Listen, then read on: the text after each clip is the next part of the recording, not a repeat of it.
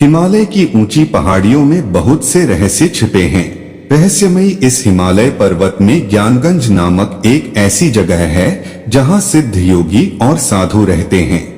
तिब्बती लोग इसे ही शंभल की रहस्यमय भूमि के रूप में पूजते हैं।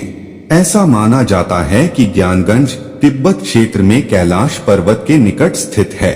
धार्मिक मान्यता के अनुसार इस आश्रम का निर्माण विश्वकर्मा जी ने की है। इस जगह पर आज भी भगवान राम, श्री कृष्ण, बुद्ध आदि शरीर रूप में उपस्थित हैं। इसके साथ ही इस आश्रम में महर्षि वशिष्ठ, विश्वामित्र, महायोगी गोरखनाथ, श्रीमद शंकराचार्य, भीष्म, कृपाचार्य, कणाद, पुलस्त्य हैं। अत्रि आदि को भौतिक रूपों में देखा जा सकता है, जबकि सैकड़ों ऋषिगण हजारों वर्षों से ध्यान करते देखे जा सकते हैं। इस स्थान के बारे में सर्वप्रथम स्वामी विशुद्धानंद परमहंस ने लोगों को जानकारी दी थी। आज हम इस पोस्ट में आपको रहस्यमयी हिमालय में स्थित ज्ञानगंज से जुड़ी किंवदंतियों के बारे में बताने जा रहे हैं। तो चलिए जानते हैं। हिमालय की रहस्यमयी घाटियों के भीतर कहीं स्थित है ज्ञानगंज, जिसे अमरों की भूमि भी कहा जाता है। एक पौराणिक मान्यता के अनुसार ज्ञानगंज रहस्यमयी अमर प्राणियों द्वारा बसाया हुआ एक शहर है। किसी भी बुरे कर्म से रहित महान संत ही मानसिक बाधाओं और आयामों से गुजरकर इस आध्यात्मिक भूमि में स्थान पा सकते हैं। इस पौराणिक साम्राज्य का सटीक स्थान अज्ञात है, क्योंकि ऐसा माना जाता है कि ज्ञानगंज कृत्रिम रूप से मनुष्यों से खुद को छुपाता है। कुछ का यह भी मानना है कि ज्ञानगंज वास्तविकता के एक अलग तल में मौजूद है और इस प्रकार उपग्रहों द्वारा इसका पता नहीं लगाया जा सकता है। ज्ञानगंज का उल्लेख केवल हिंदू पौराणिक कथाओं में ही नहीं बल्कि बौद्ध धर्म में भी मिलता है। इस किंवदंती की जड़ें तिब्बत में भी खोजी जा सकती हैं। तिब्बत में इस खगोलीय साम्राज्य को शाम्बाला के नाम से जाना जाता है, जो संस्कृत से लिया गया शब्द है जिसका अर्थ है खुशी का स्रोत। बौद्धों का मानना है कि शंबाला दुनिया की गुप्त आध्यात्मिक शिक्षाओं की रक्षा करती है।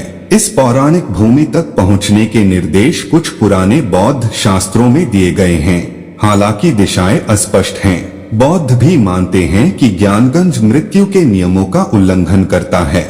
इस अमर भूमि में किसी की मृत्यु नहीं होती और चेतना हमेशा जीवित रहती है। इसे शंभाला और शांग्रीला के नाम से भी जाना जाता है। प्राचीन ग्रंथों और मान्यताओं के अनुसार ज्ञानगंज 8 पंखुड़ियों वाले कमल की संरचना जैसा दिखता है। यह बर्फ से ढके पहाड़ों से घिरा हुआ है।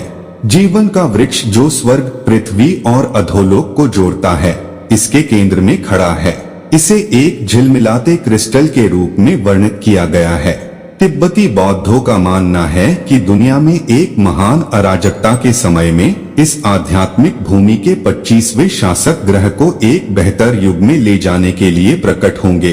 जब ज्ञानगंज या शंभाला का वर्णन करने के लिए कहा गया तो दलाई लामा ने समझाया कि यह कोई भौतिक स्थान नहीं है जिसे लोग ढूंढ सकें। यह स्वर्ग नहीं बल्कि मानव क्षेत्र में एक शुद्ध भूमि है। इस भूमि पर जाने का एकमात्र तरीका कर्म संबंध है। हिमालय के अमर प्राणियों द्वारा बसा यह शहर और इसके निवासी प्रार्थना और ध्यान के माध्यम से दुनिया की नीति का सूक्ष्मता से मार्गदर्शन करते हैं।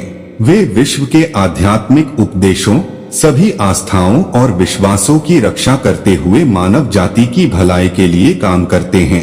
एक आध्यात्मिक गुरु साईं काका ने आध्यात्मिक और अमर शिक्षा प्राप्त करने के लिए कई बार ज्ञानगंज की अपनी यात्रा के बारे में दुनिया को बताया।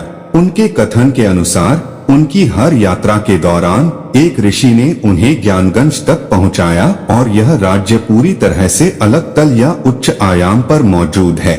ज्ञानगंज के एक अन्य आगंतुक एल.पी. फेरेल हैं, जो एक अंग्रेज सेना अधिकारी थे जिन्होंने 1942 में ज्ञानगंज का अनुभव करने का दावा किया था।